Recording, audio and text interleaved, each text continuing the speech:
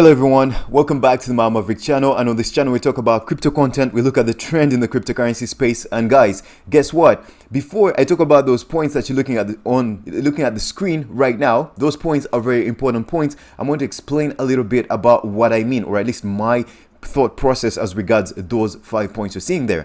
And the market sentiment, guys, when Big Daddy Bitcoin says, I'm moving up, all rising tides lift all boats, right? So Bitcoin goes up to 42,358, which is its current price, and obviously consequently other cryptocurrencies, speculators start throwing their money at other cryptocurrencies. But the important thing to note here is that we're seeing an interesting recovery in the cryptocurrency space. I've been here since 2017, so I remember the bear market that happened around 2018, at the beginning of 2018, stretched all the way to December, and then we went into 2019.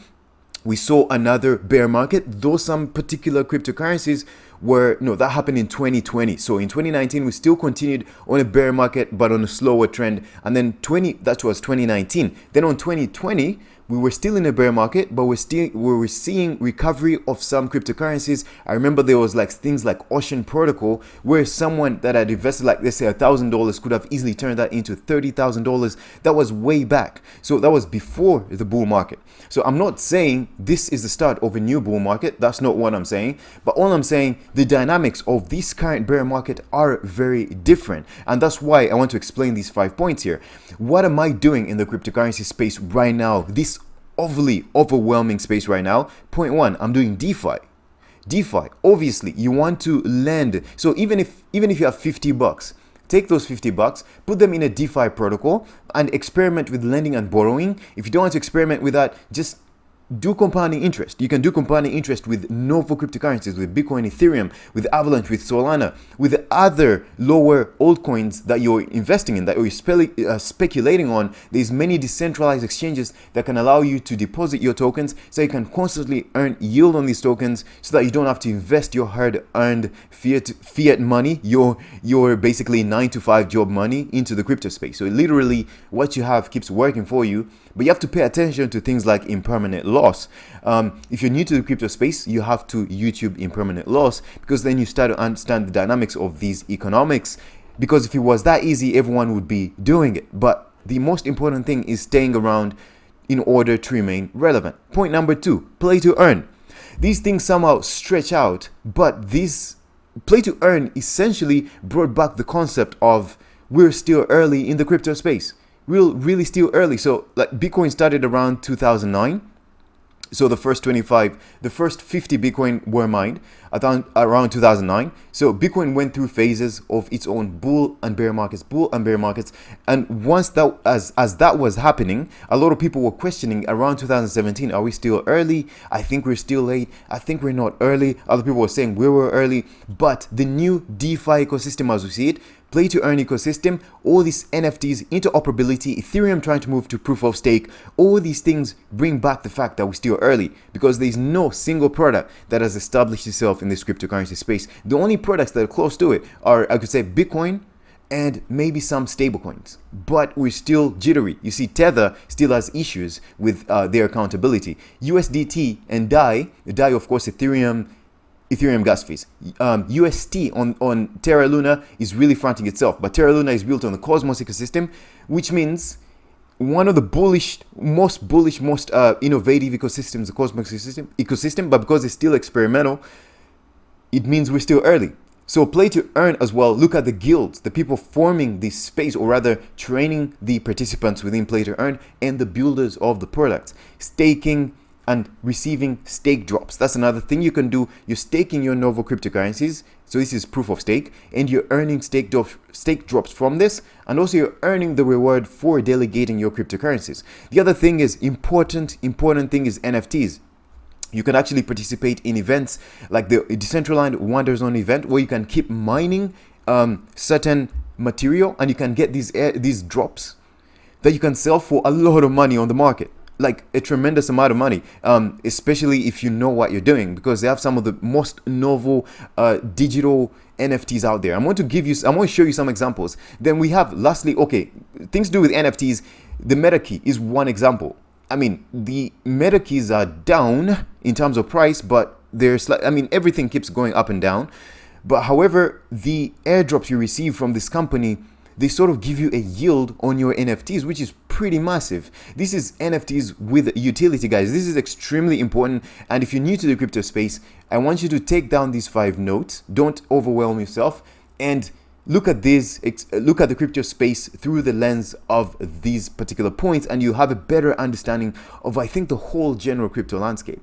So crypto is taking off because, of course, rising tides lift all boats. Bitcoin is deciding to move. Other altcoins are deciding to move. We're also seeing governments. The other day, Binance got a license from Dubai. I think Dubai, yes. FTX exchange got a license from Dubai. We're seeing a Malaysia government proposes adopting Bitcoin and crypto as legal tender. So we're seeing these rumors floating around regarding this. Tether making moves. There's a lot of people have different mixed feelings about Tether, USD Tether. Others say, oh, where are they printing this USD Tether? It's the Tether that they use to boost Bitcoin or to pump Bitcoin. No one really knows how the prices or when these cryptos decide to move. A few whales that have a lot of money could decide to move them, but still uncertain. So guys, one of the biggest news, if you stayed around till the end of this video, one of the biggest news that I found the other day, or that was released yesterday, one of the companies, Fetch.AI, these guys are building on the Cosmos ecosystem, and they're doing some interesting stuff with these things called autonomous economic agents, or that they're referring to right now as digital twins. They just entered this partnership with these exchanges. Crypto exchange MEXC Global leads $150 million Fetch.AI development fund with Huobi Bybit. So these are exchanges as well. The money will be used to encourage more developers and projects to work on the Fetch ecosystem. Guys, we've seen, for example, Binance, they've had to invest billions of dollars into different organizations, into different individuals to enable their ecosystem to tremendously grow. And we're seeing that standard being replicated a lot. Of course, it's not a new thing. Traditional companies do that, but really the Binance ecosystem fronted that narrative. So cryptocurrency, this is really exciting, guys. These guys have just entered a partnership to $150 million to fund development on their blockchain because they feel like they're ready. Cryptocurrency exchange MEXC Global has launched a $150 million development fund for Fetch.AI, a blockchain-based machine learning platform, along with peers Huobi and Bybit. So the money will go towards encouraging developers to build on the platform, according to an emailed statement on Tuesday. As a project, this is from Humayun Sheikh, we are ready for Fetch.AI's technology to be scaled and to make it available for developers to deploy on any chain out there and provide cross-chain interaction and tools to build much more sophisticated logic using Fetch.AI's technology, Humayun Sheikh, the company CEO and founder, told CoinDesk. Cambridge, UK-based Fetch.AI is a layer 1 blockchain that can act as a layer 2 network as well as any interchain bridge. I think they've tried to summarize it quite well. It's a layer 1 blockchain. You can also, anyways, let's just keep it at layer 1. I think it's easier to understand. Layer 1 blockchains like Bitcoin and Ethereum run independently of other blockchains, while layer 2 chains aim to speed up transactions on existing blockchains, or scaling them. And when you look at layer 0, like the Cosmos ecosystem, on top of that you can build all kinds of stuff. So the company uses autonomous economic agents, which it calls digital twins, to mimic real-world objects on the blockchain. The agents help users generate economic value and can be considered as a collaborative intelligence that helps users and businesses to make better decisions. Sheikh said, of course, they have products that they collect, like the collective learning, which directly ties into this. But of course, the agents themselves independently act as data modules that can essentially move around with a set of instructions to do whatever you want them to do, while autonomously making the best decision through a negotiative process with other agents. So that's just a summary of what they're trying to talk about here. So let's continue. The technology has been used to create a decentralized machine learning marketplace. This is in partnership with Ocean Protocol, which is one of the best AI infrastructures that exist right now in the blockchain space. Anyways, marketplace for Festo, a German electromechanic system manufacturer. So let me just open this link to see where this leads. Maybe it leads to an article they wrote about that. Fetch.AI has developed a decentralized marketplace for global manifesto. So of course there was an old video between Fetch.AI and Festo, and one of the engineers was describing how they're using Fetch technology. Guys, you have to watch that video. I don't know, I'll try and look for it, but if I'm not posting in this video, I couldn't find it, but I'll try and look for it. It's one of the best videos I've watched. as far as the use case of Fetch technology, of the Fetch technology is concerned. So in March 2021, Fetch.AI raised $5 million from GDA Group, a Toronto-based digital asset firm.